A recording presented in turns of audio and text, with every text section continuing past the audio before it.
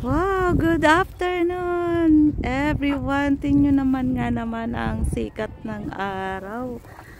Napakaganda po ngayon ng maaliwalas po yung ating kapaligiran. Ngayon lang po ako lumabas, pamula kaninang umaga. Hindi po ako lumabas.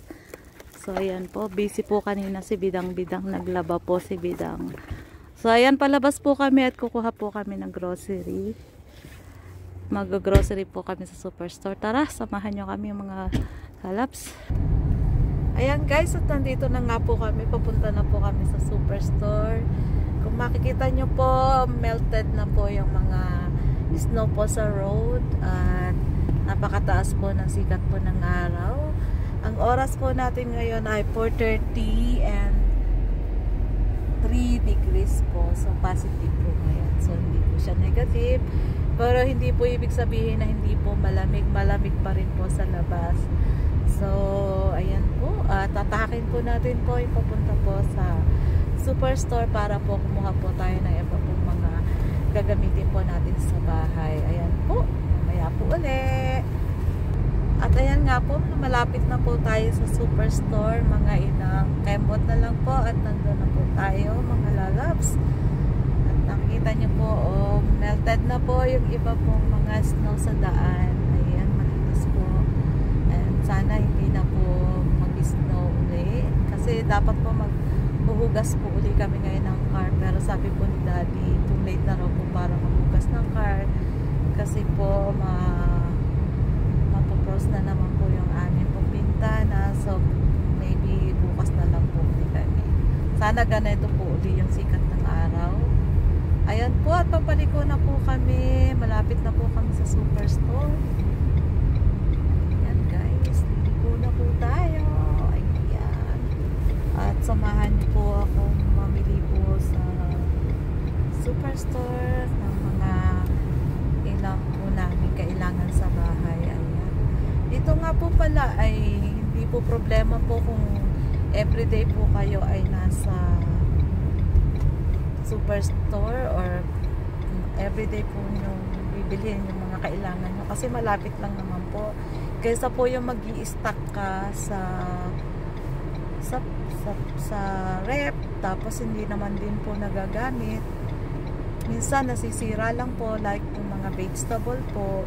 So ang ginagawa na lang po namin kapag kailangan po namin tsaka na lang po kami bibili kasi minsan po i-stock namin po doon sa rep tapos nakakalimutan hanggang sa masira na po, lalo na po yung mga gulay.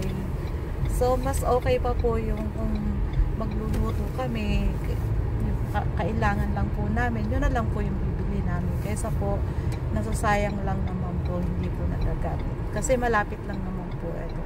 Dito lang po kami pupunta sa superstore. Ayan, guys.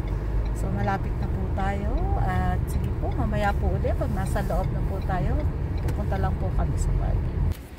Ayan po, at papunta na nga po kami, papasok na nga po kami sa superstore at para po kuhanin po namin ang amin pong mga kailangan. Ayan, mamaya po ulit. At yan nga po, nandito na nga po kami sa loob para po bumili na po ng aming mga kailangan. Ayan guys.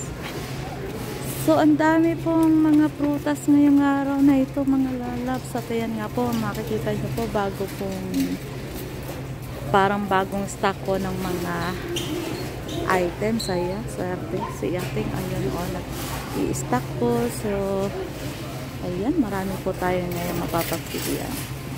Ayan, at meron pong mga avocado po dito. Meron pong pakwan, peras. Ito po, may mga pinya, ang aking paboritong pinya. At may mangga po doon. Tingnan natin yung mangga. Kung crunchy po siya. Ako mga lalabs, hindi po siya crunchy yung mangga. Ayan guys, at nagbabayad na nga po pala kami. At isa na nga po yung aming mga ibang na pamilya po. Ayan guys.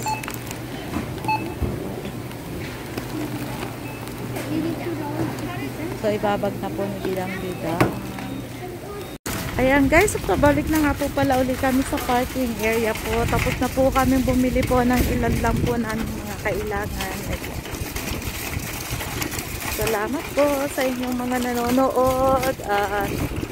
Magkita-kita po ulit tayo next time. Once again, this is DJB. See you guys next time. Bye-bye.